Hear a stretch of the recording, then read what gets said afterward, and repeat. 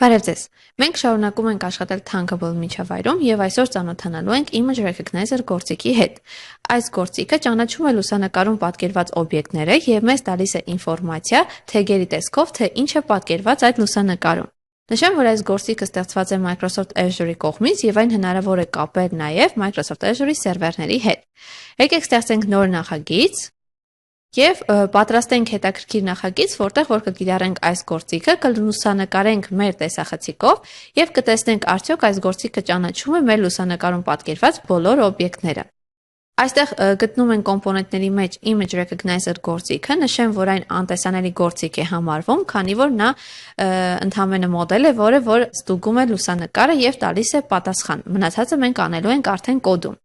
Մեզ պետք է նաև նկար, որտեղ որ կտեսնենք տեսախցիկով արված լուսանկարը։ Անհրաժեշտ է նաև տեսախցիկ գործիքը, այստեղ գործիքաշարից վերցնենք նաև այն։ Տեղադրենք կոճակ, որով որ սեղմելուց հետո կբացվի մեր տեսախցիկը եւ մենք կկատարենք լուսանկար։ Այսքանը, հիմա վերադառնանք արդեն կոդավորման հատվածը։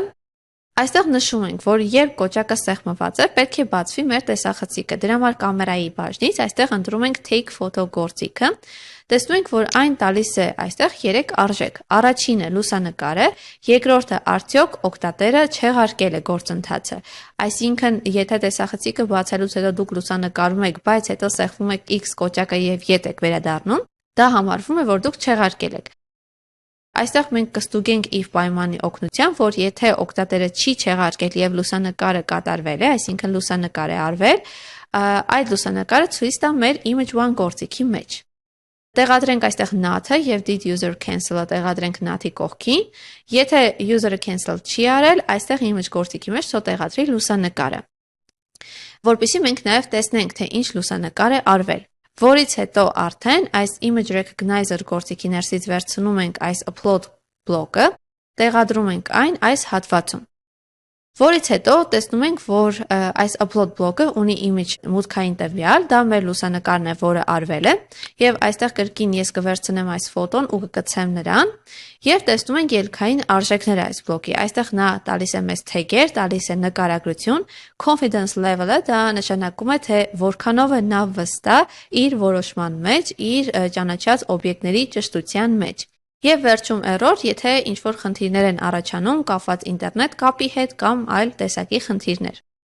Իհարկե, քանի որ մեզ պետք է որպեսզի մենք սա տեսնենք էկրանի վրա, հետեւաբար մեզ անհրաժեշտ է նաև label գործիքը, տեղադրենք նաև label գործիքը եւ նրա մեջ ցուցադրենք մեզ անհրաժեշտ ինֆորմացիա։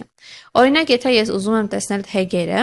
այստեղ tags բլոկն եմ վերցնում եւ տեղադրում label 1-ի մեջ։ Հիմա դրանից հետո արդեն կարող ենք նաև փորձարկել համակարգչով, եթե ձեր համակարգիչը ունի տեսախցիկ, այստեղ երբ որ սեղմեք կոճակը, այն միանգամից անում է լուսանկար։ Իսկ հեռախոսի դեպքում բացվում է ձեր հեռախոսի տեսախցիկը եւ դուք կարողանում եք լուսանկար ինքնուրույն անել ու որոշել այդ լուսանկարը լինի թե ոչ։ Այստեղ տեսնում ենք, որ լուսանկարելուց հետո ես լուսանկարել եմ իմ հեռախոսը։ Թեգերը լավ տեսանելի չեն, եկեք վերադառնանք ու դիզայն բաժնից label-ի չափերը փոփոխենք, այստեղ field content-ի փոխարեն նշենք field container, որպեսզի նա մեր էկրանի սահմաններում տեղավորվի եւ կարող ենք արդեն կրկին փորձարկել ու եթե ես կրկին հիմա սեղմեմ կոճակը, այն կանի լուսանկարը Եվ label-ի մեջ տեսնում ենք թեգերը, որ նա տեսել է, որ դա ներսում է, այստեղ կա անց, համակարգիչ, սենյակ, ձեռքով բռնել, TV,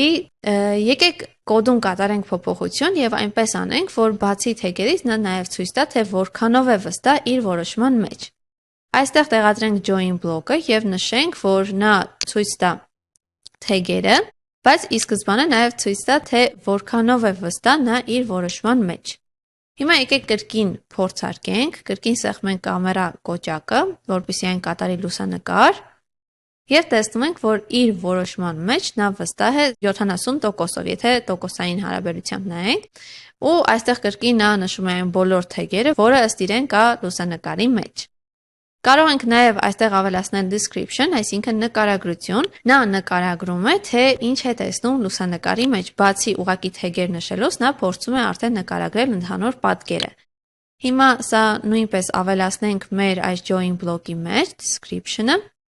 որից հետո եկեք հիմա եւս մեկ անգամ փորձարկենք ու տեսնենք, որ նա 40%-ով է այս անգամ վստահ եւ նշում է, որ ձեռքով մենք բռնել ենք փոքրիկ հեռուստացույց։ Կարելի է ասել, որ որոշ չափով այստեղ նա ճիշտ է։ Այսպիսով մենք ծանոթացանք image recognizer գործիքի հետ, տեսանք, որ նա ճանաչում է տարբեր օբյեկտներ լուսանկարի մեջ եւ նշում է բոլոր օբյեկտները։ Նշեմ, բայց որ դուք կարող եք ստեղծել ձեր սեփական